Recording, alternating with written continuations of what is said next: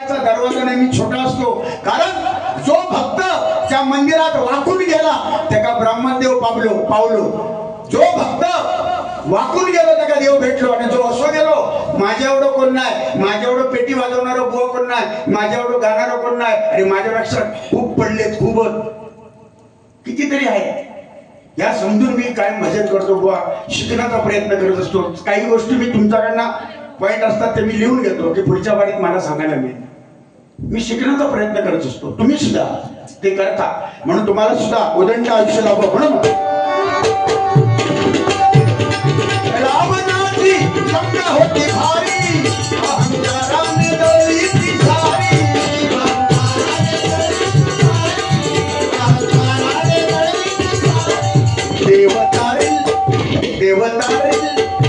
देवतारी त्याला कोण मारी. आता तरी बोला तुम्ही रामकृष्ण, बोला तुम्ही रामकृष्ण, बोला तुम्ही रामकृष्ण. बघा, एक मुद्दाम विषय युट्यूब आहे म्हणून माझ्यावर अनेक संकट आली. युट्यूब चालू आहे म्हणून सांगतो, हजारो संकट माझ्यावर आली. टार्गेट करण्यात आलं, मला संकट आली, आजारपण आला, एक वेळ अटॅक सुद्धा येऊन गेला मला, अटॅक सुद्धा पॅरालिसचा. तरी सुद्धा त्याच्यातून वाचलो. मला टार्गेट करून मला थकवण्याचा प्रयत्न केला गेला, बदनाम करण्याचा प्रयत्न झाला, पण मी मायबाप रसिकांचे आशीर्वाद, माझ्या आईवडिलांचे आशीर्वाद, गुरुजी चिंतामणी बुवा पांचाळ्यांचे आशीर्वाद, संजय पवार बॉल सारख्यांचे स्नांकित आशीर्वाद, मित्रत्वाचे आशीर्वाद, प्रेम, या सगळ्यांची कृपादृष्टी असल्यामुळे अनेक संकट आली, मी दूर गेली, झाली, आपोआप झाली. ती भगवंताने केली. कुठेतरी हे हरिनाम घेतले, त्याची पोच पावती त्या भगवंताने मला दिली. आता मी घाबरत नाही. कशासाठी घाबरत नाही की जो संकट होतं ते निघून गेलं माझ्यावरचं. आता भगवंत जे जीवन पुढचं आहे माझं, ते शेवटच्या श्वासापर्यंत ब्राह्मण देवाला प्रार्थना करतो.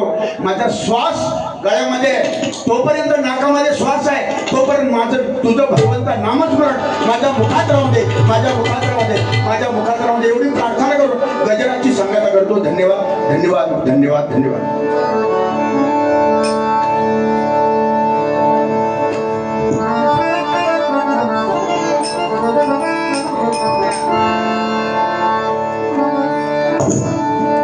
स्वामी माझा ब्राह्मण देव, स्वामी माझा ब्राह्मण देव,